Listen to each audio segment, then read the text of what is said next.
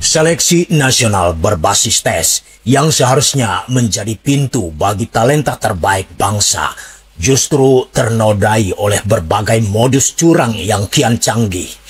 Mulai dari penggunaan artificial intelligence atau AI untuk memanipulasi identitas, praktik joki, hingga dugaan keterlibatan lembaga bimbingan belajar atau bimbel yang beroperasi di luar batas etika akademik. Temuan dari Panitia Seleksi Nasional Penerimaan Mahasiswa Baru (SNPMB) menunjukkan bahwa kecurangan ini bukan sekadar tindakan individu, melainkan bagian dari jaringan yang terorganisir.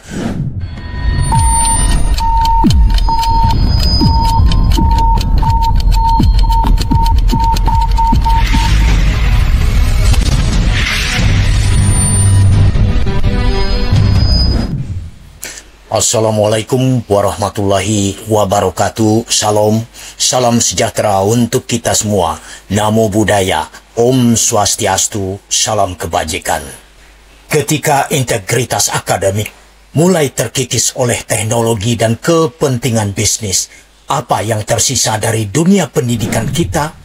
UTBK SNBT 2025 bukan sekadar ujian masuk perguruan tinggi. Ini adalah ujian kejujuran bagi sistem pendidikan kita. Tapi bagaimana jika ujian itu sendiri telah tercemar oleh kecurangan yang kian canggih?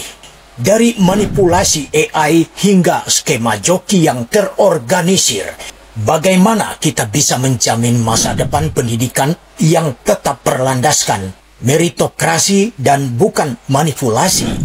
Di Kalturo Official Podcast, kita akan mengupas tuntas bagaimana kecurangan ini mengubah wajah seleksi akademik di Indonesia dan apa yang bisa kita lakukan untuk melawannya. Seleksi nasional berbasis tes yang seharusnya menjadi pintu bagi talenta terbaik bangsa justru ternodai oleh berbagai modus curang yang kian canggih. Mulai dari penggunaan artificial intelligence atau AI untuk memanipulasi identitas, praktik joki, hingga dugaan keterlibatan lembaga bimbingan belajar atau bimbel yang beroperasi di luar batas etika akademik. Temuan dari Panitia Seleksi Nasional Penerimaan Mahasiswa Baru SNPMB menunjukkan bahwa kecurangan ini bukan sekadar tindakan individu, melainkan bagian dari jaringan yang terorganisir. Pemanfaatan AI memungkinkan joki untuk mengubah wajah agar lolos sistem verifikasi, bahkan bisa mewakili lebih dari satu peserta ujian. Kasus yang terungkap di pusat UTBK ISBI Bandung memperlihatkan seorang joki berinisial LVN yang berhasil menjoki 4 peserta sekaligus. Sementara 2 joki lainnya, KD dan HFJ, melakukan aksi yang serupa terhadap beberapa peserta lain. Fakta ini jelas menunjukkan adanya kesenjangan dalam sistem keamanan UTBK yang perlu segera diperbaiki. Lebih mengkhawatirkan, kecurangan juga terjadi melalui mekanisme lain yang lebih terstruktur. Sejumlah peserta memilih lokasi ujian jauh dari domisili dan program studi pilihannya, menimbulkan dugaan adanya rekayasa sistem yang lebih luas.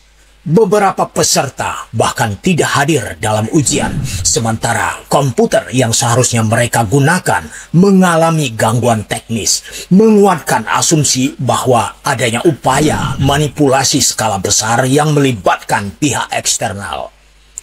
Di pusat UTBK Universitas Sumatera Utara, USU, panitia menemukan bukti lain yang semakin menegaskan betapa terorganisirnya kecurangan ini. Seorang peserta kedapatan menggunakan kamera tersembunyi di kacamatanya serta mikrofon kecil untuk berkomunikasi dengan pihak luar yang berada di hotel. Peralatan ini memungkinkan jawaban dikirim langsung kepada peserta tanpa diketahui oleh pengawas ujian. Yang lebih mengejutkan, alat tersebut tidak terdeteksi oleh metal detektor, menandakan bahwa strategi kecurangan semakin berkembang dan sulit dilacak dengan metode konvensional.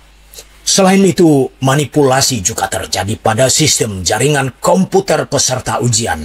Beberapa peserta diduga menggunakan software remote desktop yang memungkinkan pihak luar mengendalikan komputer mereka dan langsung menginput jawaban dari jarak jauh. Ada juga peserta yang memasang software recording sebelum ujian berlangsung dengan tujuan mengambil soal dan menyebarkannya ke joki untuk dianalisis serta dijawab. Panitia SNPMB mencatat sedikitnya 50 peserta dari 10 joki yang terlibat dalam praktik curang ini dengan 13 lokasi pusat UTBK yang menjadi target utama. Menariknya, mayoritas peserta curang berasal dari program studi kedokteran.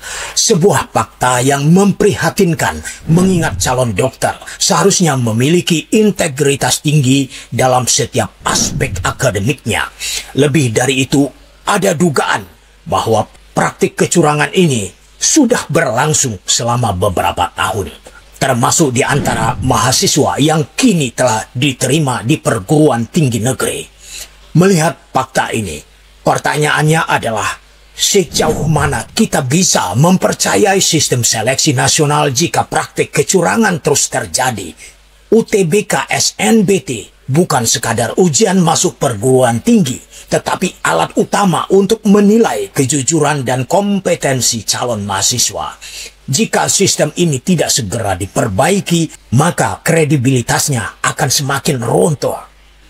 Ke depan, pemerintah dan otoritas pendidikan harus menerapkan sistem pengawasan yang lebih ketat, penggunaan verifikasi berbasis biometrik, peningkatan keamanan digital, serta penguatan regulasi terhadap lembaga bimbel perlu dilakukan untuk memastikan bahwa setiap peserta mengikuti ujian dengan adil dan transparan.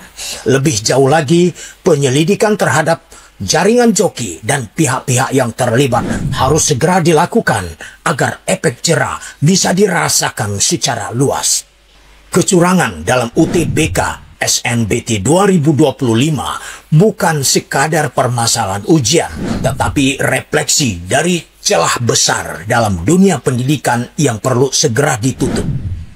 Pendidikan seharusnya menjadi ajang kompetisi yang sehat bagi individu yang memiliki dedikasi dan kejujuran, bukan mereka yang menghalalkan segala cara demi keuntungan pribadi. Kecurangan dalam UTBK SNBT 2025 adalah peringatan keras bahwa pendidikan kita berada di persimpangan jalan. Jika praktik ini dibiarkan berkembang, kita bukan hanya kehilangan sistem seleksi yang adil, tetapi juga menciptakan generasi yang terbiasa mencari jalan pintas demi keuntungan pribadi. Reformasi seleksi perguruan tinggi bukan lagi sekadar opsi, ini adalah keharusan. Dunia akademik seharusnya dihuni oleh individu yang menjunjung tinggi kejujuran dan kompetensi, bukan mereka yang memenangkan sistem dengan manipulasi. Saatnya bagi kita semua, baik pemerintah, institusi pendidikan, maupun masyarakat, untuk memastikan bahwa ujian akademik kembali menjadi simbol integritas dan bukan alat bagi kepentingan gelap. Terima kasih telah menyimak Kalturo Official Podcast. Tetaplah bersama kami untuk diskusi yang lebih tajam dan bermakna. See you again.